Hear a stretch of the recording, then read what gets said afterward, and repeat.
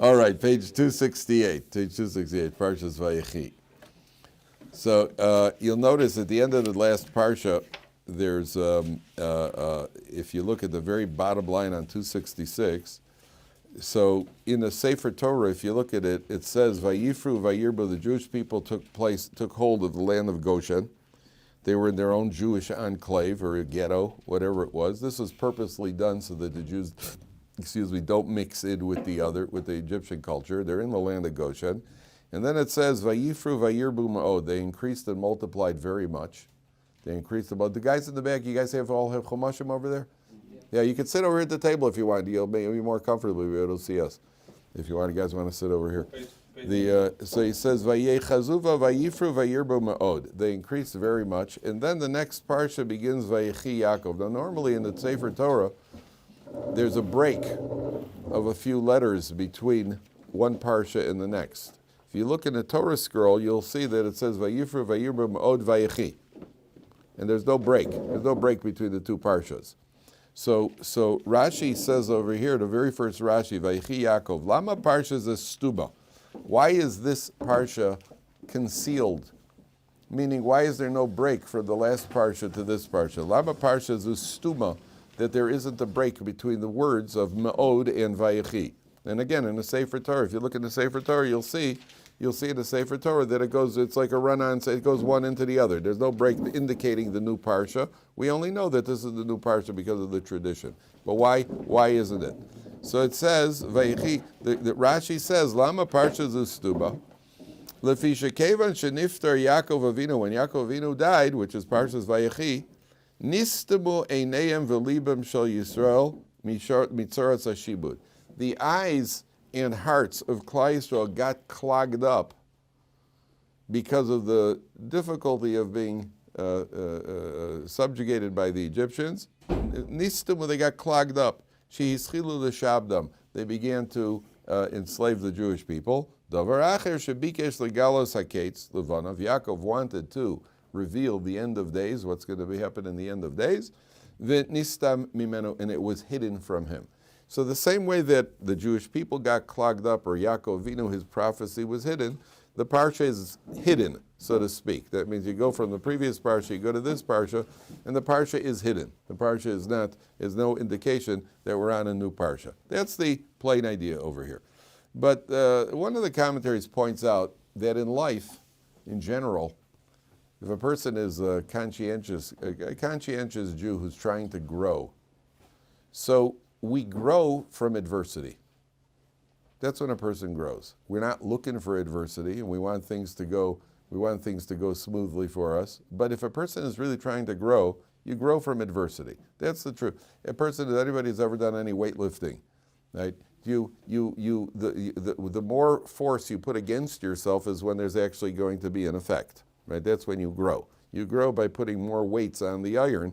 I remember when I used to bench press, so I was up at about 350, 375 grams. What do you call it? So what do you call it? Yeah, no. I mean, I was a demon on 125. But what do you call it? So when you put that's when there's progress. There's progress is when you create some sort of adversity. If you leave it at easy weight, so you're not really going to progress that much. You'll build up bulk, but you're not going to progress that much. Watch parents training a child to walk. Right? Watch they take a 2-year-old, they teach a 1.5-year-old, teach him to walk. So the mother holds his hands, and the baby walks. Then the mother lets go. Right? The baby takes like 2 steps, falls flat on his face, and everybody in the room goes, "Yay!" Right? And the baby's wondering, like, why are they cheering? I just fell on my face. Why is everybody so happy? But where did the baby make progress? The progress was when the mother let go. As long as you got trainer wheels on your bicycle, you don't learn how to ride the bike. You take off the trainer wheels, that's when you start making progress. I took mine off about 3 years ago. You take off the trainer wheels on the bicycle, that's when you start to make progress. So anything in life, adversity is what causes a person to grow. So if a person is in a challenging situation, which Yaakov Avinu was his entire life, it started out with his brother Esav, and then Lavan, and then Rachel dies, and then then he's got the incident with Dinah. Everything, Yosef disappears. That's the difficult years for Yaakov. Those were the years of Yaakov's main growth. And therefore the Torah, it's clogged up, it's hidden over here, because at this point Yaakov's growth is a different type of growth. It's not the same type of growth. And we go into Parshas Vayechi. That obviously we're not looking for adversity. We're not looking for adversity. But when the adversity comes, you find, if you ever read any Holocaust books, you know, the Holocaust books are, what you should really be reading about is the Jews who remained loyal to their Judaism during the Holocaust. And you see what a person could achieve during the Holocaust, how a person grows in circumstances which are far less than ideal. That's when a person grows in life. So we want the ideal circumstances, but a person has to learn that, you know what, you become a better person when you're facing adversity, which is why God created the idea of marriage. Because when a man, it's not me saying it, by the way, the Abarbanel says this in Parshas Bereshis. Why didn't, Abarbanel says, I've mentioned this many times, why didn't HaKadosh Baruch Hu create men and women biologically different just so that the human race could continue? Yet, we should be emotionally, intellectually, and logically the same. And then a husband and wife could have a meal together and then plop down on the couch and watch the football game together, and they both want to do that. But no, he wants to watch the football game, and she wants to go to the Italian opera, you know, to hear some woman wail in Italian about how her husband killed her boyfriend or something like that. And this is where the trouble begins. Or he wants to go, they want to go out to eat, and he wants to eat, which is what men call eating, which is obviously at a minimum a burger and fries and probably a steak and fries. And her ideas of eating is something with a French word in it, and it involves mushrooms and Brussels sprouts. And then we have a bit of a conflict there. Why did HaKadosh Baruch Hu do that? Why couldn't he make it that much easier? The answer is, HaKadosh Baruch Hu, the Rabbi Armanel says, that marriage is created so that man will grow from it and learn not to be, because men are immature, egotistical, selfish, self-centered creatures.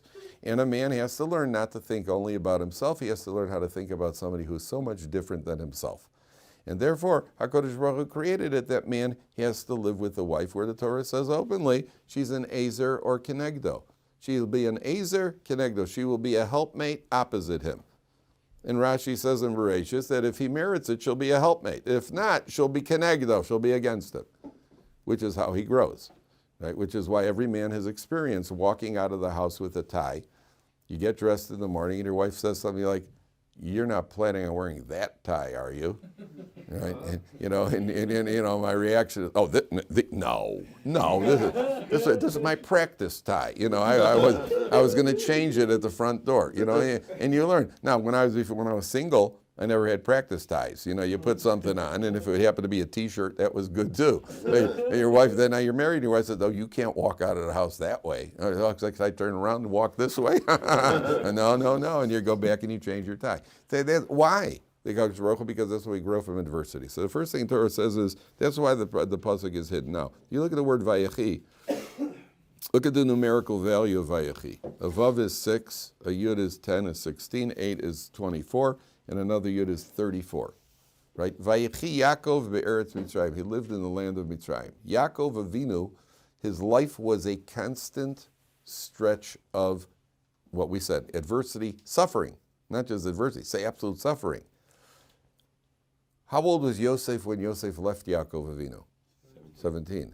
How many years did Yaakov Avinu live with Yosef in Mitzrayim?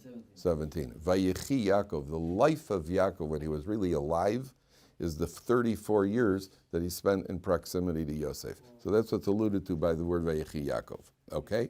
So he lives, now, look at the pasuk, because the wording of the pasuk is also strange, but there's obviously a lesson in it. Vayechi Yaakov Mitzrayim, Shva'esrei Shana, Vayehi Yemei. By the way, did any of you guys ever hear Jerry West?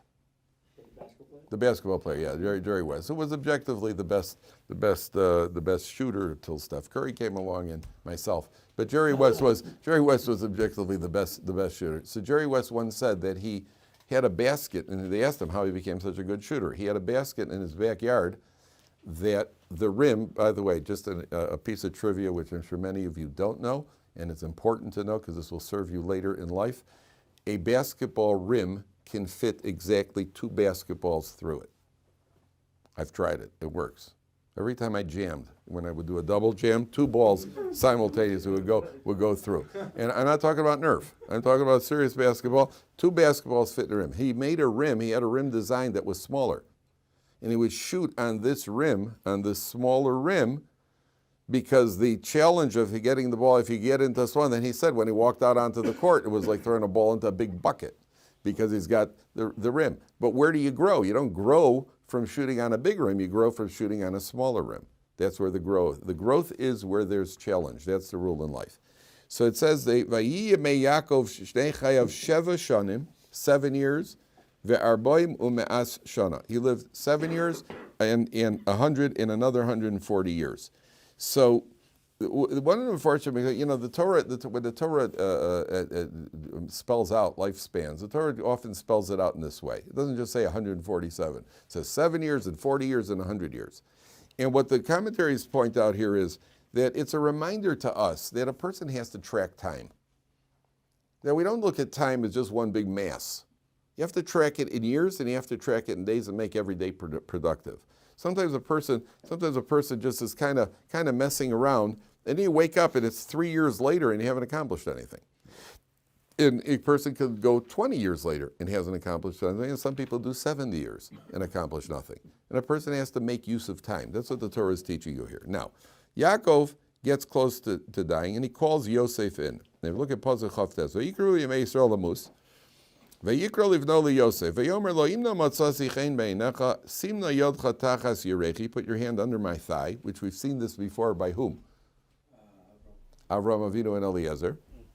Ve'asisei b'dei chesed ve'emes al nasik b'reini mitzrayim. Do with me a kindness and truth. I'm translated literally, kindness and truth. Do not bury me in Egypt. Now, the first thing we said is that when he would make a vow, the hand would go under the thigh. Symbolically, is that the person who is putting the hand under the thigh, the person whose hand is making a statement, or the other person is saying, my life is in your hands.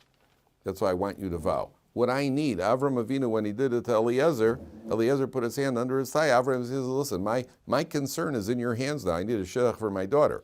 My concern is I am in your hands. My need is in your hands. It's the same thing over here. Yaakov Avinu saying to Yosef, I'm in your hands, number one. Number two, Yaakov goes on to say that he's going to die. So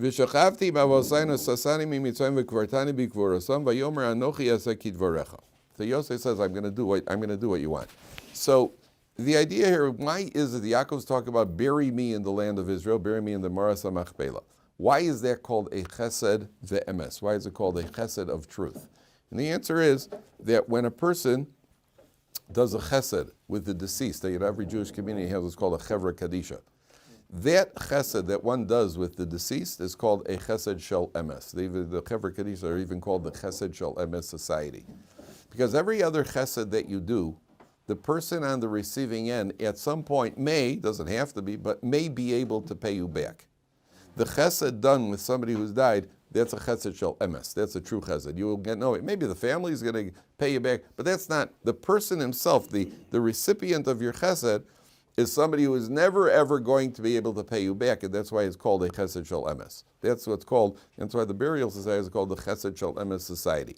So Yaakov Avinu says, pay me a chesed. Not always. Sometimes you do a chesed. There was one story, there was a story, I was told the story, I read the story, that part of it is true. I don't know about if it's 100% true, but certainly the story, what I read or heard was true.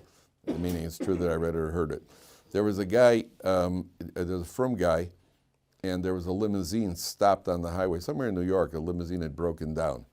And the chauffeur was trying to fix the tires of the limousine. So this guy gets out of the car and he helps the chauffeur and he fixes the tire. And the chauffeur asks him his name, he tells him his name, whatever it is, okay. The next day, a truck from a florist shop pulls up in front of this guy's house.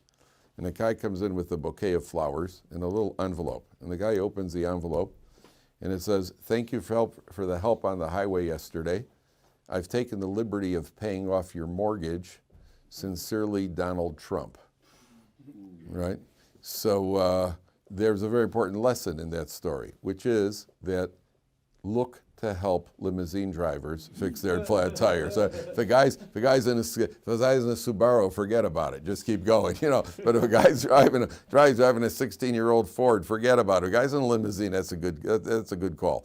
Now, you don't know. He wasn't doing it for that reason, but there can be payback. Whereas with the deceased, there's never going to be a payback.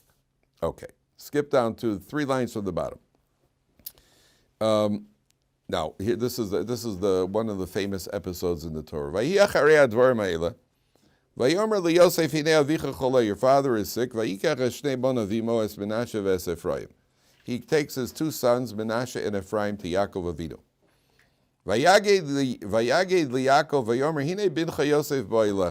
Your son Yosef is coming. Now, Yaakov is about to ask for. He wants to give a bracha to these children. But before he does, Yaakov says, he goes on and says in Pasuk Zayin, skip down now to Pasuk Zayin, he starts talking about how Ephraim and Menashe are going to be given tribe status, which is a way, by the way, of promoting Rachel above the 2 maidservants, because this way she has Yosef, Binyamin and Ephraim and Menashe. She now has 3 tribes, as opposed to the Bilhah and Zilpah, who each have 2 tribes. So by splitting Yosef in half, that awards Rachel that extra tribe. So now she has 3, so she's above the 2 maidservants, Bilhah and Zilpah. But then in Pasuk Zayin, he teaches us a life lesson. And this is very important, gentlemen, for when you have a family, this is extremely important. Vani bevoi mi Padan mesa alai Rachel be'eretz Canaan. When I came back from Padan, Rachel died. Mesa alai Rachel was devastating. That's the alaya on me. It was my loss. Be'eretz Canaan b'derech be'od kivras eretz lavo efrasa. And there was just a short distance to bring her into the town. I buried her off to the side of the road. We were on our way in, and I could have gone into the town. It wouldn't have taken that much longer to get to the town and bury her in a more respectable place. But I buried her off to the side of the road, which is Kever Rachel to this day. And look what Rashi says. Why did Yaakov do that? It's the right column of Rashi, 5 lines from the bottom. If you find it, please show the person next to you. Right column of Rashi, 5 lines from the bottom. Vani boy bipadon. Ve'afal pishani matriach alecha. Even though I'm imposing on you, l'holicheni likover be'eretz Canaan, to bury me in the land of Canaan, from Egypt, to schlep up the body to Canaan. Ve'lo kach asisi leimecha. I didn't do that for your mother. Sharei mesa samuch lebeis lechem. So why did I do that? Look to the bottom line. Va'ekbareha shab. I didn't even take her the short distance to Beit Lechem. I know that you have some sort, you're bearing a grudge because it was his mother. Buried my mother on the side of the road. I did it at the order. Hashem told me to bury her there. That means he had a prophecy at that point and was told bury her at the side of the road. Why? When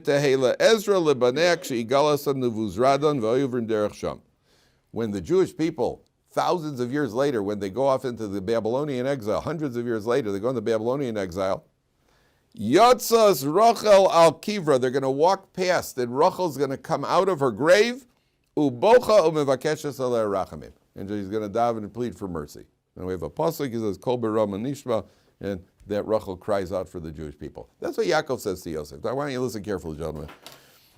Yaakov says to Yosef, listen, I know that you got a grudge over here because I buried your mother off to the side of the road. I didn't even take her in. It was about half a kilometer in. I could have carried her on, and I didn't. And I did it at God's will. God told me to do it. Why is Yaakov saying this to Yosef now? Says Rashi, because I'm asking you to schlep me up there. It's Canaan, and I didn't even do that much. So I once heard, there's an idea here from Rabbi Dovid, I heard from B'Shem Rabbi Dovid Vayechi, that's all. He said like this, as a parent, I'll get to you in a little while. As a parent, you sometimes find that you tell your kid something, and your kid says, why? Now, sometimes, fathers will often say, because I said so. Right? You ever hear that music, guys? Yeah, probably very often. There's certain father, when you go to father's school, right, there are certain expressions that they use, like because I said so. And if you want to cry, I'll give you something to cry about, right?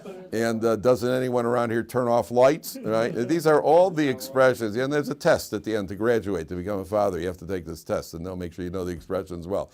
So that, now there are different policies here. There's one policy that says, this is what we're doing. Why? Because I said so. Because the father wants to show. But I want you to know that I'm the father, you're the son, and I'm in control. And I'm the Father, you're the Son, He's the Holy Ghost. And I want you to know that I'm in control over here, and I don't have to explain things to you. Number one. There are other times where other fathers will sometimes say, listen, I'll be glad to explain it to you. Right? And I personally, that's my approach. I'm glad to explain things to my kids. Not necessarily right now, because right now I'm agitated, irritated, or standing on a ladder and the kid's asking me why I'm asking him to bring me a screwdriver. I'll tell you, but not right now, But I also feel it's respectful to the kid. But that the kid should know that, by the way, the fact that I'm explaining it to you doesn't mean it's negotiable. There's a decision was made that a father has to communicate. I'm the father, I made a decision. You want to know why I feel that it's wrong for you to be in fast cars late at night over 40 miles over the speed limit? I'll be glad with that friend who's a drug addict. I'll be glad to explain to you why, right? But you can't go with him. No, the answer is no.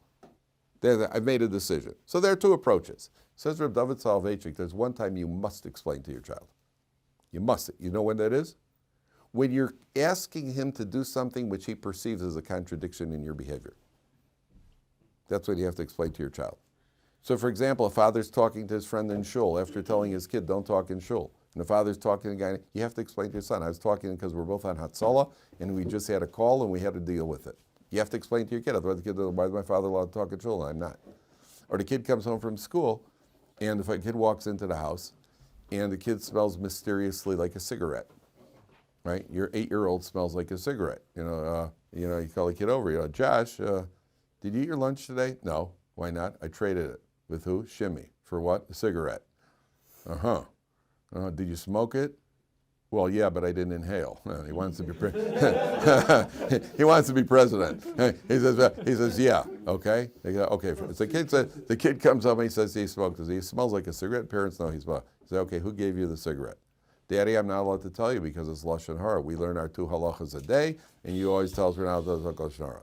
At that point, the father would say, you tell me who. That's not enough. You can't do that.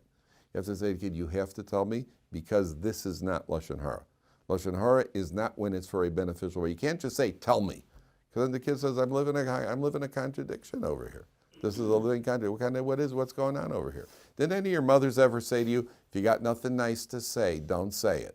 Did you ever hear that music too? That's in mother school. If you got nothing nice to say, don't say it. Then you hear your mother on the phone, and you're thinking to yourself, well, that doesn't sound very nice, right? And she's gossiping away over there. So a mother better explain to you, she have a good reason why she's doing something different than she told you. There was a hockey goalie named Billy Smith. You ever hear of Billy Smith? Played for the New York Islanders. Billy Smith, you heard of Billy Smith? So Billy Smith was considered the dirtiest player in the NHL. He had bad midos. Right? When an opposing player would skate by, so the only unprotected part of a hockey player's body is the back of his legs. The calves are unprotected. He's got thick socks, but he doesn't have padding there. So Billy Smith, if an opposing player skated by too close, he would take the goalie stick and he would slash him on the back of the legs, which was generally not appreciated. So Billy Smith Jr. was 9 years old and he was going to play Pee Wee hockey. So a news reporter interviewed Billy Smith Sr. and asked him, is your son going to be slashing the Pee-wees? So he said, no, because I told my son, don't do as I do, do as I say. Right? I guarantee you the Pee-wees were limping. Right? There's no question about it. Because children don't do as you say, children do as you do. If it's good enough for dad, it's good enough for me. So Yaakov Avinu is teaching us a lesson over here. When you must explain if you're doing something that is, you're telling the kid to do something or you're doing something that is contradicting everything else. So Yaakov Avinu is saying to Yosef, listen, I want you to bury me in the land of Canaan. And the reason and I'm sure Yosef says, oh, no kidding. All right, what about my mother? And Yaakov knows that. And Yaakov says, and the reason I didn't bury your mother is because I had a specific directive from HaKadosh Baruch Hu. Yeah, what are you going to ask me? How come we call Yosef a tzaddik when there's instances in Rashi in this Parsha where Yaakov bows down to Yosef, and Rashi makes it seem that he's trying to just appease Yosef, or Yaakov even has to explain himself to Yosef as if Yosef wouldn't do what Yaakov's saying. Good. Yosef's called a tzaddik because of the incident with Mrs. Potiphar. That's where he got his title, that he walked away from Mrs. Potiphar. It doesn't mean he was perfect, but he was pretty good. He was pretty good. But doesn't, and you see he's forgiving the brothers and he's doing everything to help the family out and so on and so forth. And Yaakov says to Yosef, I understand that you have that you have some sort of, like anybody would, I wonder why my father did. We don't know to what degree it was in Yosef. But he's primarily called a tzaddik because of the incident with Mrs. Potiphar. Okay, let's go on. No, the answer is what I told you. Okay, take a look. Ve'ene Yisrael kavdu mizoken. Yaakov, Yisrael's eyes became heavy. Lo yuchal liros. Now there's another life lesson here. Vayagesh osamela vayishak lem vaychabek lem. Yaakov's eyes are heavy, he can't see, and he pulls the two boys over and he kisses them and he hugs them. So there's always what we call, I remember the expression when I was growing up, something called the generation gap. That means every parent thinks their children are into new mishigas, right? What I called music, my parents called noise. And what my kids call music, I call even worse noise, right? And what you guys listen to is the worst noise of all, And then you got your words, your expressions, how you talk and how you do, yo, what's up? Every day, yo, I'm down, I'm up. I don't know if you're up or down, And every got all the things that you're into. Sushi, my goodness, what self-respecting person would like sushi if you could get a hot dog and fries, And that's it. You're into sushi and you're into this, all the mishigas and all the. There's always a gap.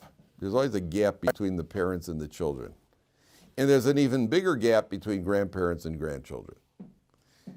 You have a situation. I don't know how much you guys are familiar with, but sometimes you have in frum families, the goal of obviously of any frum parents is that their children should follow in their path. That's the goal of all frum parents. And sometimes you have kids get to an age they start flapping their wings on their own. The kids need to express themselves, and they don't always march to the same drummer as to the same beat as the parents. They don't always march to the same beat. Yaakov Avinu shows us one lesson here. That obviously does not apply to Yaakov Avinu literally, but it's a lesson to take out of the Torah. Because Yaakov Avinu obviously knew everything, and it's a lesson of using Yaakov Avinu as an example if it was a person like of Yaakov's stage in our day and age. Yaakov has his grandchildren. The grandchildren, his Zaydi and the grandchildren. How much does the Zaydi understand what's going on in the life of the grandchildren? The Zaydis came from Europe. Their grandchildren were eating Cracker Jacks and going to ball games. They were running away from Nazis, and their biggest concern in life is how many home runs a guy hit. What? They can't even see what's going on. He doesn't know what's going on. He doesn't see the grandchildren. Doesn't see what's going on in their life. There's one thing you don't compromise. Vayishak lem vaychabek lehem. Keep them close. Keep them close. It's got to be love. There's got to be love and affection. That way your children will remain loyal to you if they know that you love them. Whether they'll do exactly what you want to do or whether they're going to follow your path exactly, whether grandchildren, there's got to be in the family that a child never feels, did my parents love me or not? Was I number one in their life or not? That's what the Torah is teaching you here. The Torah is teaching you, your kids have to be number one. And people are always calling and asking, how do my son isn't cooperating, this cooperating, they're cooperating, the other. Parents can do nothing with children. There's nothing you could do. My father all the time used to say, there's nothing you could do with a teenager who says, I won't. What can you do with an uncooperative teenager? There's absolutely nothing you could do. All you could do is withhold money. But you can't physically do anything. You can't call it. What can you do with a kid who's uncooperative? What your goal as a parent is to get to a point where they don't want to be uncooperative. Where your kids don't want to disappoint you. That's your goal as a parent. Create a situation where there's enough love and enough affection in the home. And you'll notice by the Avos HaKadoshim, you'll notice by the forefathers, you talk about the holiest of the holy, there's a lot of physical affection. They're constantly hugging, there's a kiss, there's an embrace, constantly. Because that brings out what's inside. The physical expression brings out, and that's part of being a human being, that's part of creating a family. And there's nothing to be ashamed of. There has to be a hug and there has to be an embrace. And therefore, it's constantly happening, and you see it constantly happening. Okay? Now, Yaakov Avinu says to Yosef, I never imagined I would see you again, and now all of a sudden I see your children. Here comes the part that's very, very peculiar.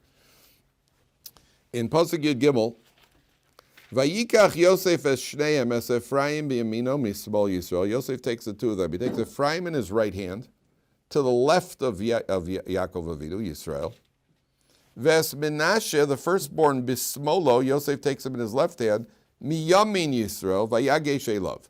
That means he loads up his father by putting Ephraim in the right hand, that he'll be in Yaakov Avinu's left hand, opposite his left hand.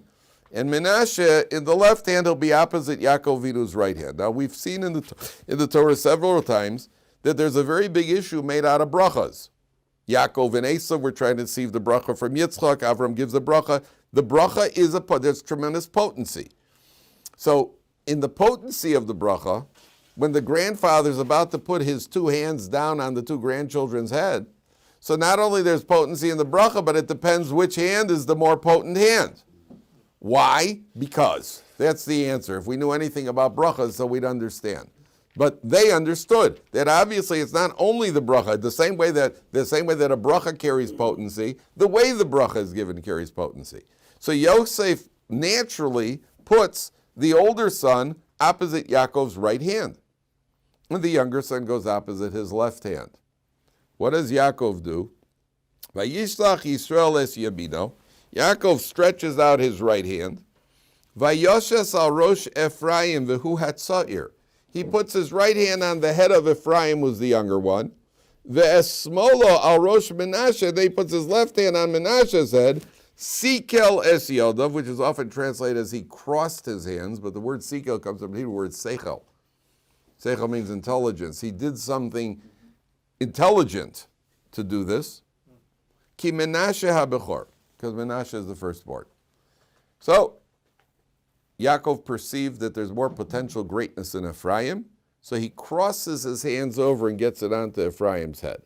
Okay, now, there's a flaw, obviously not a flaw, but when you read the pasuk, something should be crying out at you as doesn't make sense.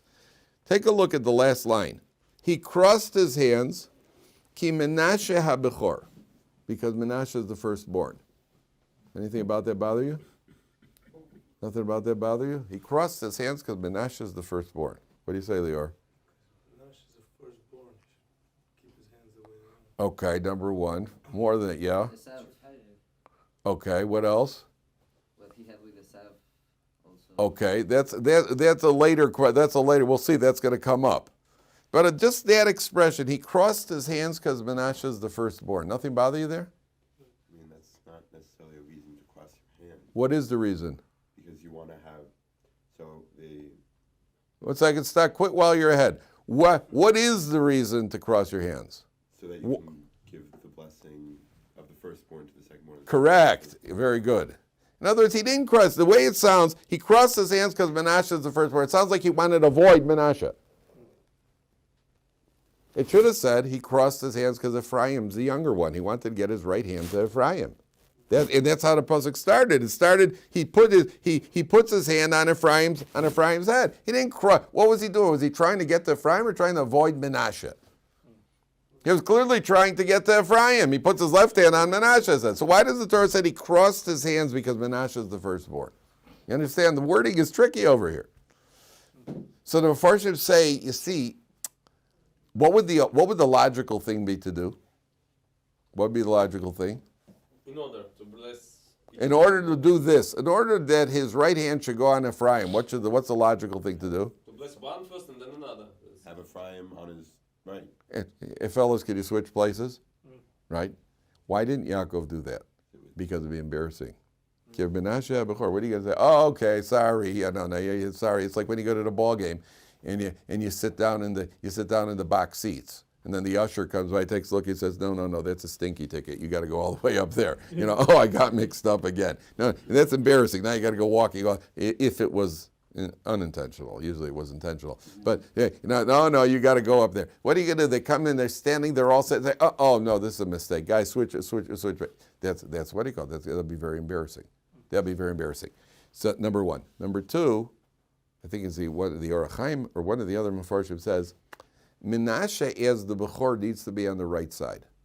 He needs to be on the right side. He crossed it. He didn't switch them. He wants Menashe on the right side. You don't get the hand, but you get the right side. In other words, there are various levels of potency over here. There's being on the right side and getting the right hand. There's being on the right side without the right hand. There's being on the left side and getting the right hand. There are various degrees of potency. Why didn't he switch them? Because Menashe is the firstborn, and therefore he needs to be on the right side while receiving it from the left hand. And therefore he gives the Menashe. What's Yosef's reaction? Take a look at Pasuk Yud Zayin. We're going to come back to this tomorrow, but take a look at Pasuk Yud Zayin. Vayar Yosef ki yoshi saviv yad yamino al rosh Ephraim. Yosef sees that his father is putting the right hand on Ephraim's head. Vayera be'inav. It's not happy with that. It looks bad. It's bad. Why is it bad, Mayor? Because what happened? He's seen this before. Like, oh no, here we go again. Here we go again. And not only he's seen it, he's experienced it. Anytime a person's kidnapped and sold, it leaves an impression, right? Right? 9 out of 10 kidnapped victims say, yes, this left a strong impression. So Yosef says, oh no, here we go again. So he starts supporting his father's hand to move it back. Vayomer Yosef el aviv lo chein avi. He said, no, my father, no, it's not right. Kizeh bechor, sim yamincha al rosho, put your hand on his head. Vayemayin aviv, his father refuses. Vayomer yadati b'di yadati. I know. He repeats it twice. Why does he repeat it twice?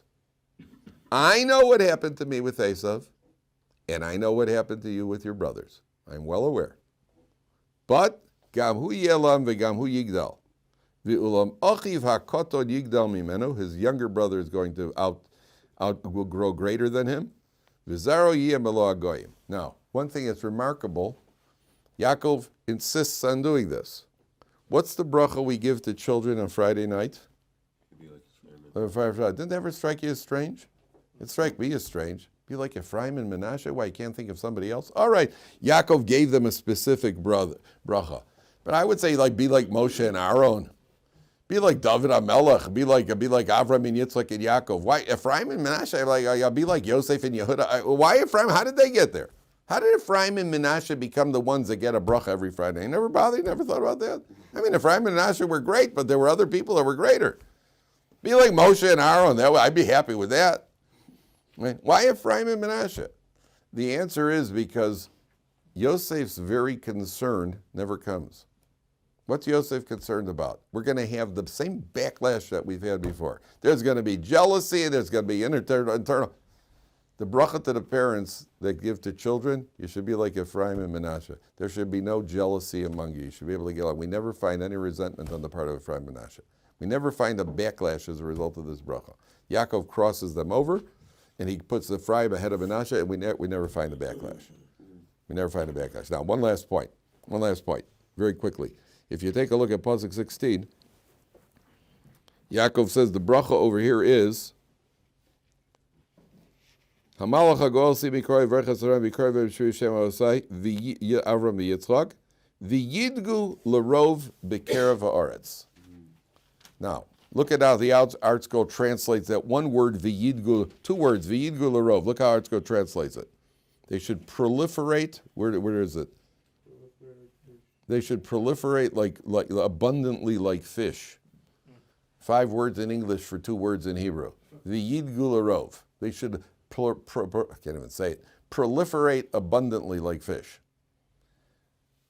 If we put it into verb form, in English, we would just say they should fishify.